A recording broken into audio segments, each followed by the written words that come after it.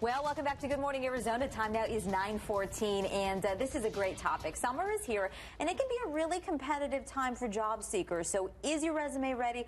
Are you ready? Maybe most importantly, career and business coach Dom Faussette is joining us with some advice to stand out to a possible employer, whether you're looking for a summer gig or a long-term career change. Thanks for being here. Oh, thank you for having me. Appreciate Initially, that. when we were chatting, I was saying, well, summer's so dead around here in Arizona, I would imagine it wouldn't be a great time to look for a job, but you say what?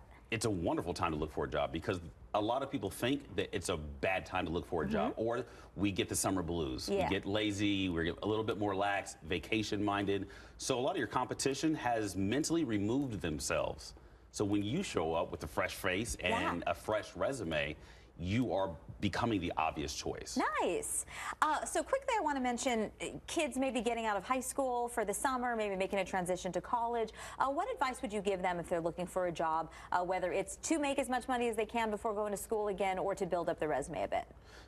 Looking for a job, those two environments, I would suggest that you just get a resume done and look until you find one. And typically we're talking about people who haven't had a job previously, shorter job experience, land a job. It's easier to be hired when you're currently employed than it is to be hired when you don't have a job. Well, you told me, what do you think the worst time to look for a job is? The worst time to look for a job is when you're disgruntled about your current position. That is an incredibly important point. Because why?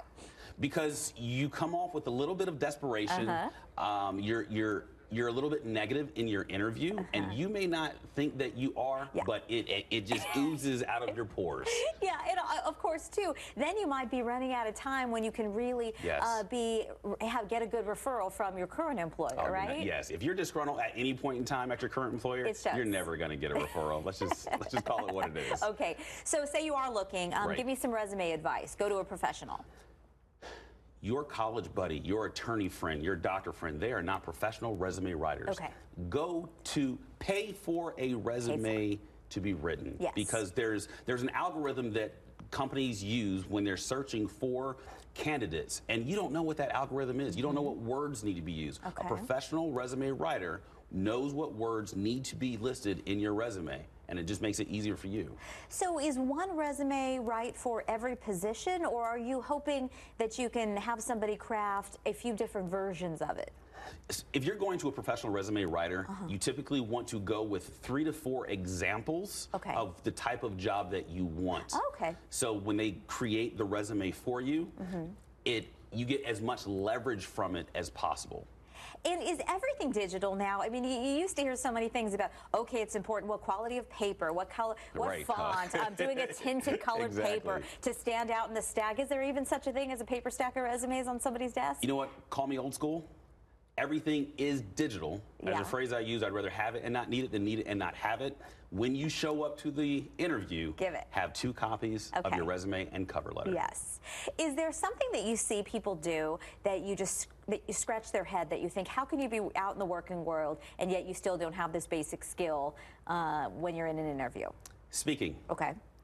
People get so uncomfortable. You need to speak, speaking.